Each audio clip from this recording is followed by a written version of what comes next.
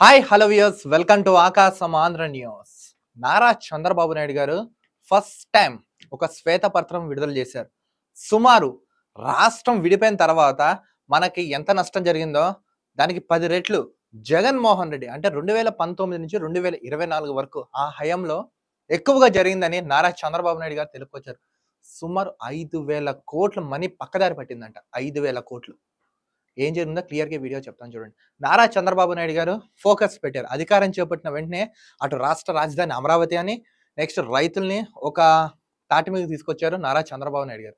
ఈ క్రమంలో ఆయన మొత్తం అన్ని సమీక్ష సమావేశాలు నిర్వహిస్తూ యుద్ధ ప్రాతిపదికన కింద ఎన్నో అంటే ఎన్నో పనులు చేపడుతూ అధికారులతో సమీక్షలు నిర్వహిస్తూ నెక్స్ట్ డిపార్ట్మెంట్స్‌లో ఉన్న ఫైల్స్‌ని రప్పిస్తూ ఇలా రకరకాలుగా రివ్యూ మీటింగ్స్ పెట్టుకుని నారా చంద్రబాబు నాయుడు గారు తిరుగుతున్నారు. ఈ క్రమంలో ఆయన పోలవరం గురించి అంశాన్ని తెర మీదకి తీసుకొచ్చారు. పోలవరం 2019లో ఆల్మోస్ట్ 72% అయిపోయిన పోలవరాన్ని వీళ్ళు వెనక్కి తీసుకెళ్ళిపోవడంతో 10 ఏళ్ళు ఆంధ్ర రాష్ట్రం వెనక్కి వెళ్ళిపోయింది. దీంతో రాష్ట్రానికి రావాల్సిన నిధులు, పెట్టుబడులు అన్ని వెనక్కి వెళ్ళిపోయి రాష్ట్రం 10 ఏళ్ళు వెనక్కి వెళ్ళిపోయింది. గాడి తప్పింది వ్యవస్థ. పరిపాలన వదిలేసి ఆ పనికిమాలినోడు మొత్తం అన్నిటి మీద చేశారని, అన్ని పనుల మీద చేశారని నారా చంద్రబాబు నాయుడు గారు చెప్పుకుంటూ వచ్చారు. ఈ క్రమంలో నారా చంద్రబాబు నాయుడు గారు పర్యటన నేపథ్యంలో ఎన్నో అంటే ఎన్నో చాలా విషయాలు జనానికి ప్రస్తావించారు. పోలవరానికి ఇప్పటి వరకు 35,000 కోట్లు ఇస్తే 6,000 కోట్లు తినేసింది ఈ ప్రభుత్వం. పోనీ ఏమన్నా 30,000తో పని ఏమైనా చేసిందంటే ఏం లేదు. ఆ డబ్బులు ఎక్కడికి వెళ్ళాయి? ఫస్ట్ శ్వేతపత్రం రిలీజ్ చేశారు నారా చంద్రబాబు నాయుడు గారు. జగన్ నిర్వాహకంతో దగ్గర దగ్గర 5,000 కోట్లు లాస్ అంట. పులి, సింహం అని చెప్పుకున్న ఇదేరా మీరు చేసింది అక్కడ కూర్చుని? రాష్ట్ర రాజధాని లేదు, నేను సీఎంగా నుంచోబెట్టి అక్కడ కూర్చోబెట్టించారు. అవేం చేయకుండా ఇష్టాన్నితిన రాష్ట్రాన్ని పరిపాలించి గాడిని తప్పించి నెక్స్ట్ ఎంతో అంటే ఎంతో నమ్మకం పెట్టుకున్న ప్రజల నోట్లో మందు కొట్టి ఏం మొహం పెట్టుకుని 175 వస్తాయని సిగ్గు లేకుండా సిద్ధం సభలో తిరిగామని జనాలు అనుకుంటున్నారు. ఇప్పుడు ఈయన రివ్యూ మీటింగ్స్ పెట్టారు. అసలు పోలవరం ఎక్కడి వరకు వచ్చింది? ఇది ఆల్మోస్ట్ ఇంకా 2-3 ఇయర్స్‌లో అయిపోతుందంట. నిధులు ఏం చేశారు? అరాచకం ఎంత చేశారు?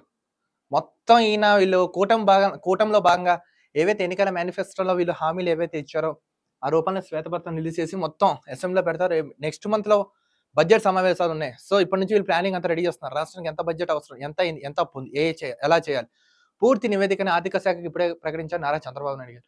అంటే చూడండి, మనకి ఆంధ్ర రాష్ట్రం, తెలంగాణ రాష్ట్రం విడిపోయినప్పుడు ఎంతైతే మనకి లాస్ అయిందో దానికి డబల్ అయిందంట ఆంధ్ర రాష్ట్రంలో జగన్మోహన్ రెడ్డి ప్రభుత్వంలో.